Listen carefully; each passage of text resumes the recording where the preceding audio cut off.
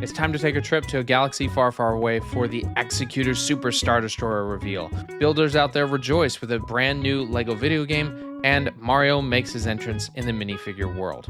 All that and more on this week's Breaking News.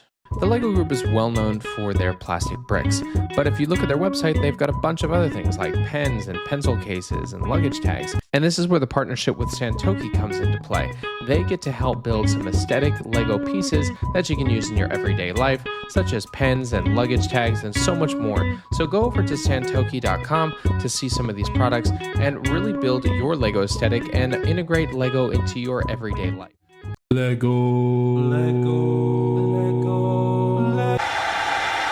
Breaking news. Hey everybody, welcome back to Back to Break. I'm your host Garrett, and this is the podcast where we break down the breaking news from the past week. So thank you all for tuning into this week's podcast. Make sure to subscribe, tell your friends, and really just let them know and, catch up on all the latest LEGO news in one podcast instead of having to search and see all the videos and all the other news articles, because I just do it right here. And if you're a really big supporter and would love to continue having the podcast run smoothly and efficiently and, really just being one of the best people in the world, is supporting the podcast through Patreon, which you can do in the link in the description. Now that's it for my pitch on the podcast. As most of you know who are listening, I have to do it every time. Just try to see what I can do to convince more and more people to love the podcast.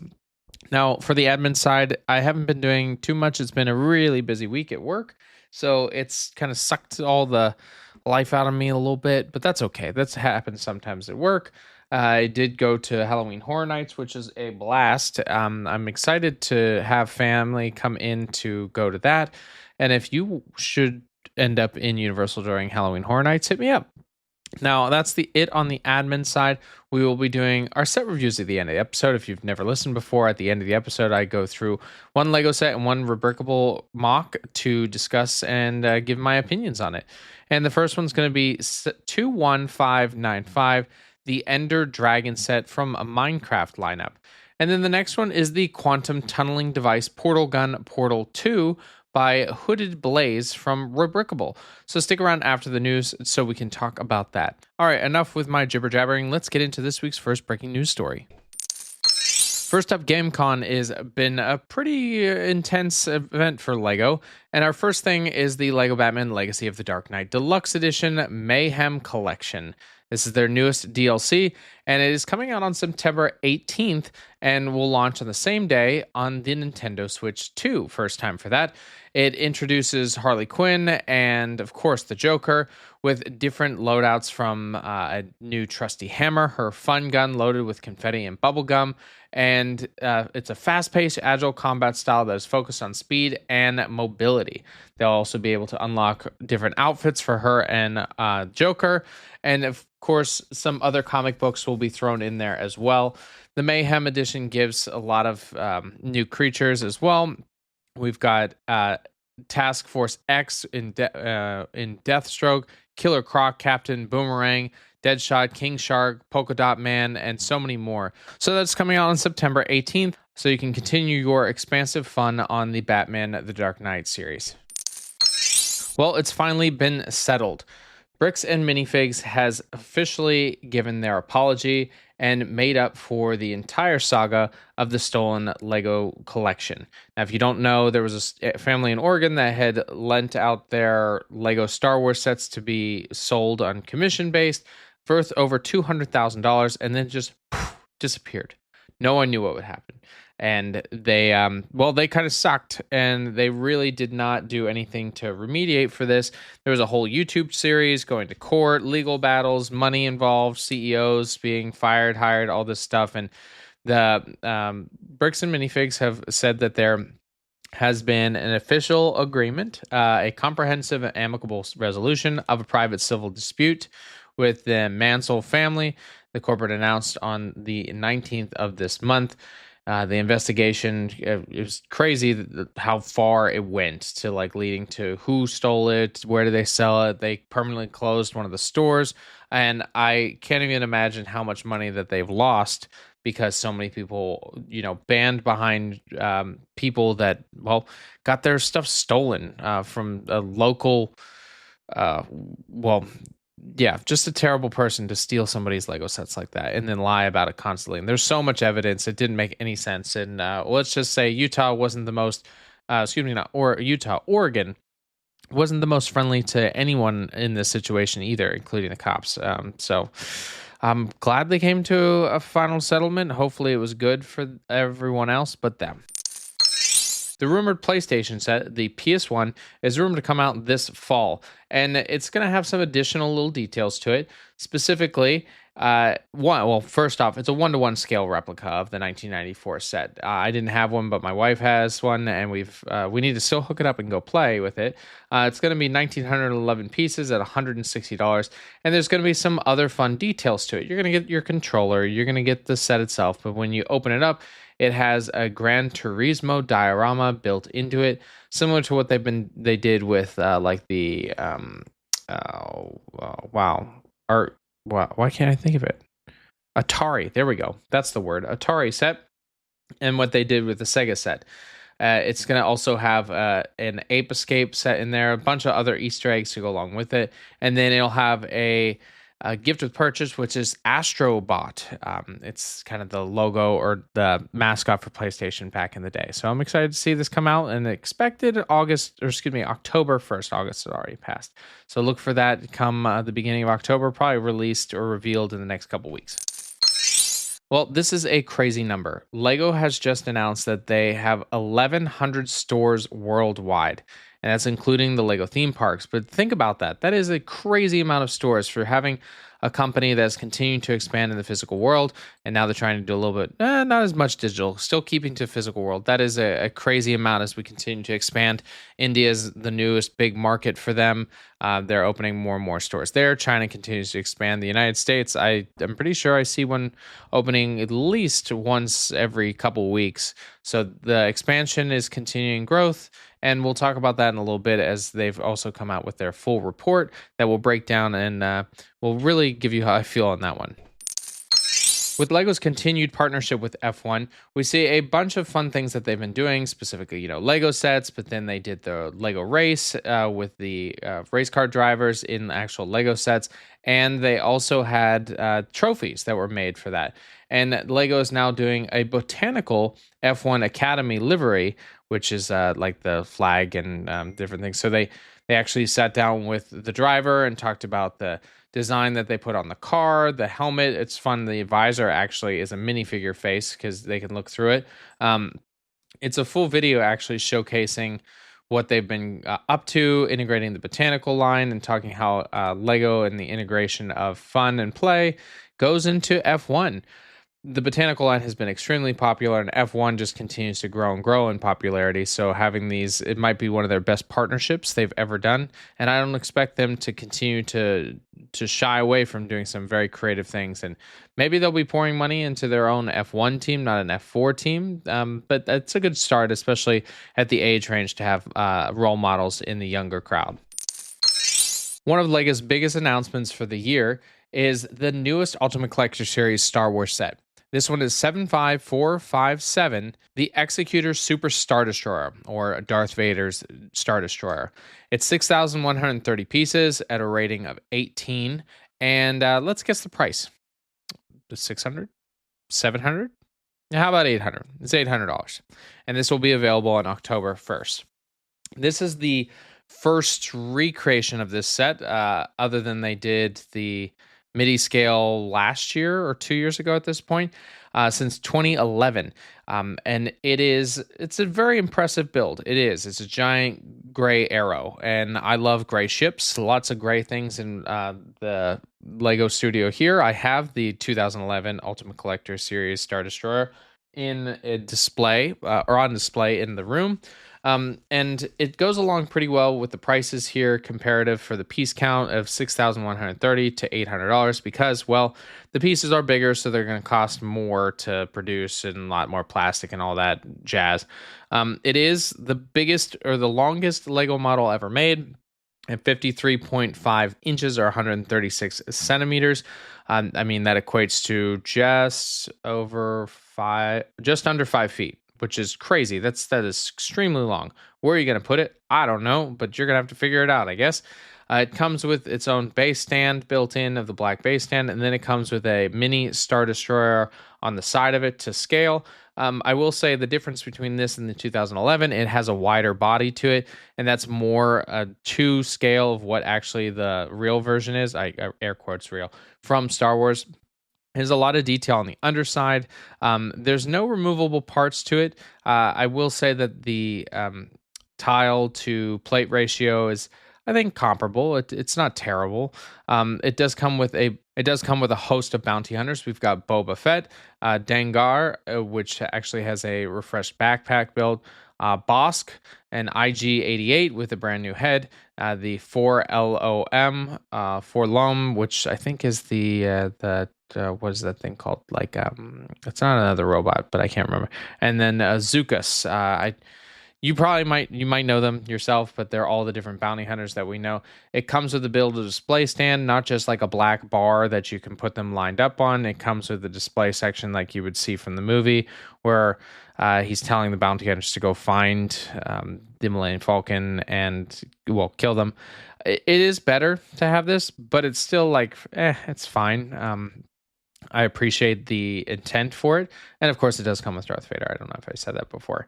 The fun little detail my buddy did find was on the back of the Star Destroyer, there's a 1x1 tile that has a print of the Millennium Falcon. So that is right from the movie, and very cool little detail. Now I'm going to spend $800 to get that one piece.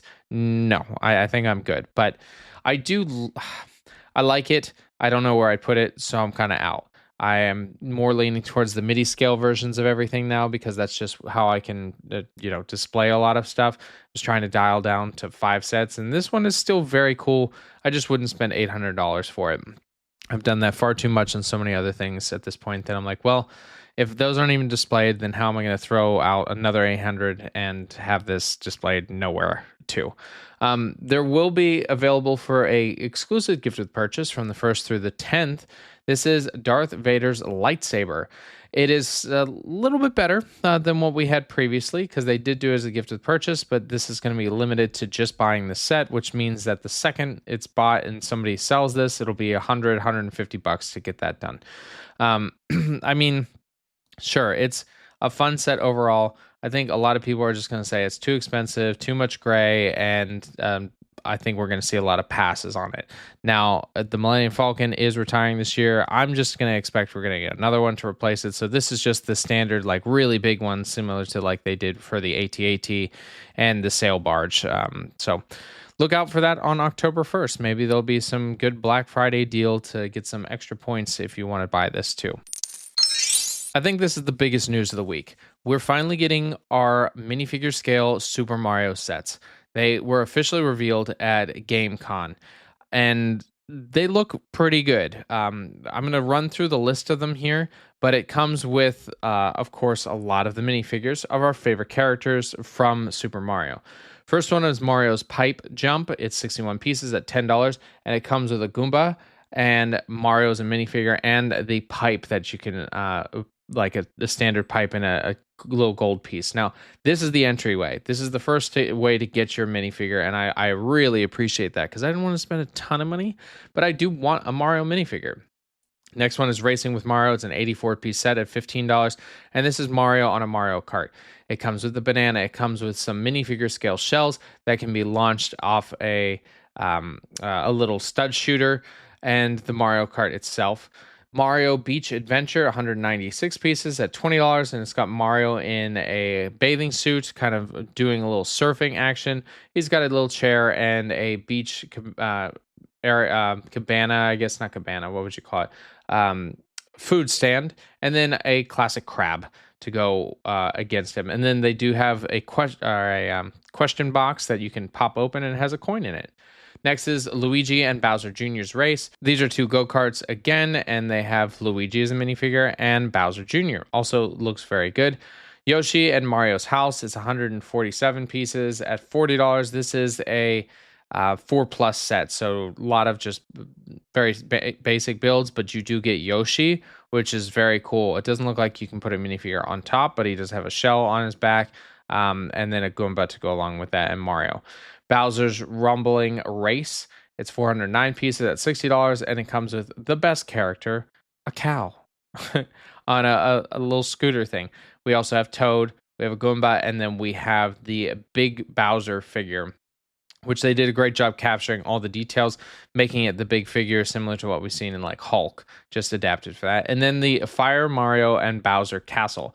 It's 850 pieces at $100. So we have Mario in his fire outfit, so the white hat and red shirt or red overalls, and has fire in his hands. We've got Princess Peach, a what are those things called? We've got a Goomba, and then we have the turtle, and we have Bowser himself. And it's a really big castle. It does look pretty cool. And the last one is Fire Luigi and Koopa Troopa. That's what they are. Koopa Troopa Battle. It's 241 pieces at $30. And it's Luigi now with his fire outfit on, and a castle-like structure with a cannon so you can hit and knock off the Koopa Troopa. They did a great job. They look really cool. I don't see the prices being that bad for this. We've been waiting a long time since the Nintendo partnership came along to get a Mario minifigure, and I think that they've done it this time. The Digi figure was an adventure that they took, and this is a new adventure that I think a lot of us are going to appreciate at all age ranges. And these will be coming out sometime in 2027, likely to be the beginning of the year and maybe into March. GameCon, as I said, it's just been going off. They released their new video game, the Skyliners. As it's written, a playful take on city building, LEGO Skylines invites you to build, manage, and grow your dream city in a vibrant LEGO universe. Create whatever you can imagine, or lose yourself in the details in an evolving world that unfolds as you play. Start with a single plot, build your first house, watch your neighborhood grow into a living, breathing metropolis shaped by your decisions. It is a really cool game to finally get something like this. It's been so long since we've had a really fun game to like just build, and I mean it reminds me of SimCity, but now with Lego, and it even has integration to Bricklink Studio, so you can build your sets and have them integrated into that world, out of the world, so you can build them in real life. This is a massive thing for the Lego community, having the ability to build something like this, integrate your own designs, and then maybe take them into the real world for your own city. They've released a lot of the really cool images and videos showcasing what you can do with it. You can go over to the Lego page on YouTube and find some really amazing just detail of what you can expect. There's no release day yet, sometime 2027 and across all platforms. So look out for that if you're ready to build your Skyline city. Lego's released their first quarterly of 2027, and let's just say that, surprise, they have an increase in profits. Revenue increased by 21% for a record 41.9 billion Danish crowns, which, yeah, that's a lot of money. Consumer sales grew 22%, driven by strong demand across the board for product ranges, and they do outline those. We'll talk in a second.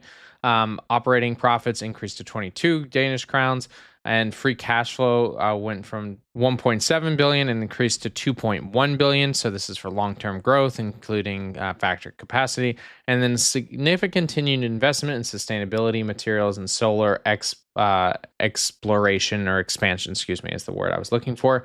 They used to say the themes, they really didn't show which ones are the best sellers here.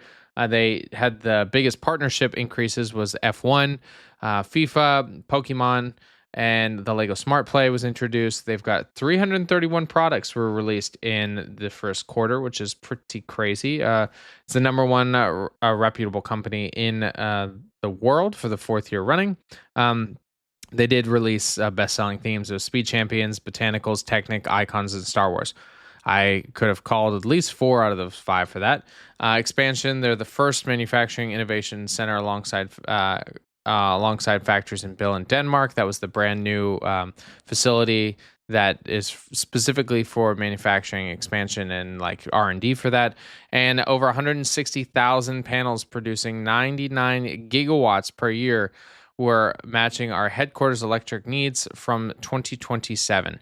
And over, as I said before, 1,106 brand stores around the world, and now 29 discovery centers that they repurchased back from the Merlin Entertainment Company. this is what's happening. They're just growing. Now they're going to continue shrinking our sets down and charging us even more. But what are we going to do? We're going to stop buying Lego? I think I've reduced a lot, but that's not going to make any impact at all. And I think that it's the same as anything in the economy. And people keep spending, they're going to keep keeping the prices high because they know people are just going to, they're just going to pay for it. I love Lego. I do. I just hate to see the constant increase in profits to these record highs instead of making it easier for consumers to, well, enjoy the sets, more people to enjoy those sets. Honestly, if they reduce prices, they probably get more people to buy instead of just higher profits or higher costs for lower purchase amounts. This is me. I'm not an economist. I don't work in business, but it just seems like the right thing that could have been done. The Avengers Doomsday trailer has been recreated. You can go over on YouTube and check out the Lego official trailer recreation of Avengers Doomsday. So it looks like someone's partnered up to create the original trailer, not the one that just came out for D23, on the Marvel page. If you're excited for Doomsday and you like Lego, it's fun to see the integration, as a lot of these things have been recently, with some crazy three-dimensional modeling able to capture this amazing feature of Lego bricks and the Avengers world. And that's all the breaking news we have. Thank you all so much for tuning in. I hope you learned something new, and I hope that you continue to come back to learn more new things, because Lego continues to do so much, including the Lego community, as we continue to expand and have fun building with Lego. So make sure to subscribe. Now, stick around, because we're now moving into our next segment, the review of our Lego sets. And our first one is set 21595, the Ender Dragon, part of the Minecraft lineup. It's a 10 plus set at 710 pieces, and it will cost you $70. And it does have reviews, four reviews at 5 stars. The set itself is similar to what they've done with a lot of the other creatures like Harry Potter and Star Wars, where it has some, and Harry Potter. Did I say? Yeah, I did say that. Where they have these different creatures having actionable things. So this one is a dragon, and it flaps its wings. So there's a actually base stand that shows a display plaque of this is an Ender Dragon, and you use a crank that actually actuates the wings so you can have it flap. The Ender Dragon is very blocky because, well, it's from Minecraft. It has these really cool printed eyes. I'm guessing they're stickers, but I'm going to say that they're printed eyes, and the mouth. And then the wings themselves actually are made of cloth instead of just being Lego built. I think they captured the dragon pretty well. It is a very iconic part of the Minecraft realm, and having it actuate and move up and down, I think, gives that extra playability. Now, is it separated? Could it be separated from the base? Probably. I think people might want to, if they want to play with it, because it's going to be more towards that age range of 10 plus.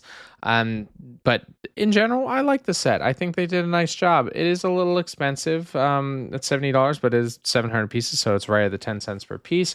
And if you want one, you can actually go in the description and get that through an affiliate link. All right, moving on to our Rebrickable set. This one is the Quantum Tunneling Device Portal Gun from Portal 2 by Hooded Blaze.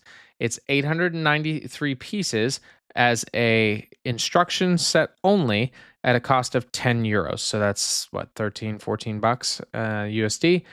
And the portal gun is very much like a displayed plaque of the weapon, or excuse me, it's not a weapon. I guess it can be, but if you've ever played Portal, you shoot one portal and you shoot the other, you walk through, and then it leads you to that upper section. It's a puzzle game.